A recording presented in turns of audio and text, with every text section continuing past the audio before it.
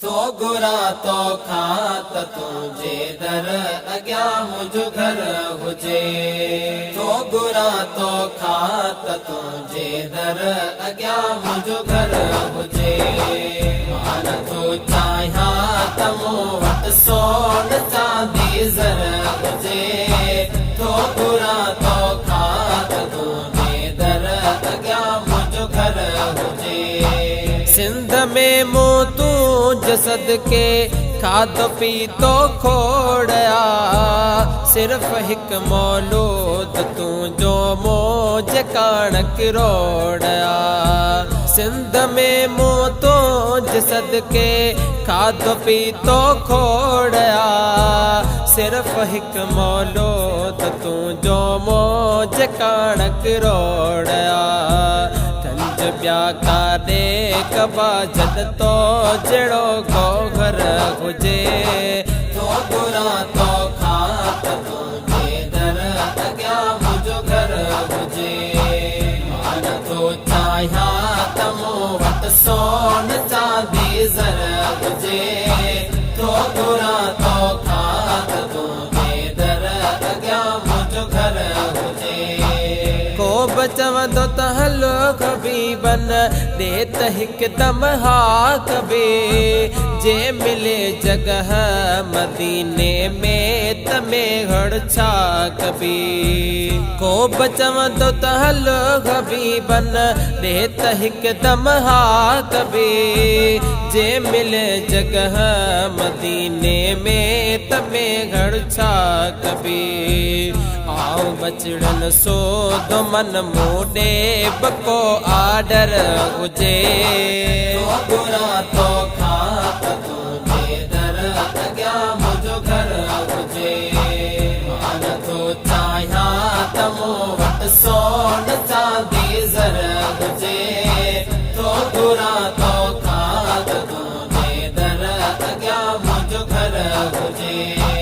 लोक सागद मां बपाड़े मेल दे वेगी रहा। के बकुंडड़िया में कखाओ घर अदे वेगी रहा। लोक सागद मां बपाड़े मेल दे वेगी रहा। के बकुंडड़िया में कखाओ घर अदे वेगी रहा। रोज शब अगिया अखिन जे रोज़ाए अतहर हुजे। तो गुरा तो खात तुझे दर अग्या मुझो घर हुजे। मान तो चाहिया तमो वट सोन चांदी जर हुजे। तो गुरा तो खात तुझे दर अग्या मुझो घर हुजे। लुढ़क हारण वारा माणो कदब काथे था लिका। ही सदर तोड़े सिकंदर सब अचण जे ले सिका।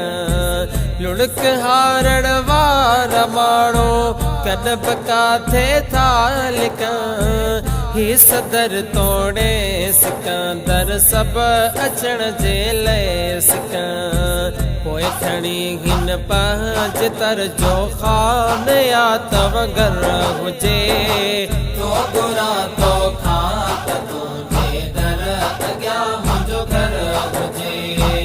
मान तो चाहिया तमो वट सोन चांदी जर हुजे।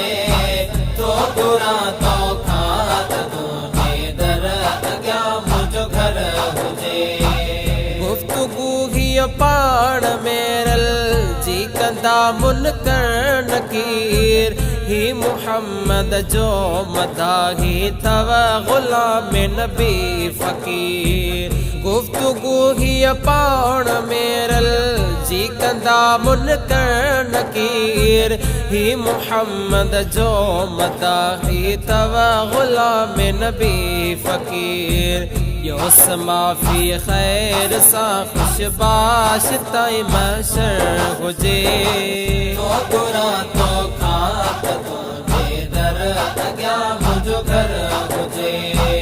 मान तो चाहिया तमो वट सोन चांदी जर हुजे। तो गुरा तो खात मुंहिंजो घर हुजे।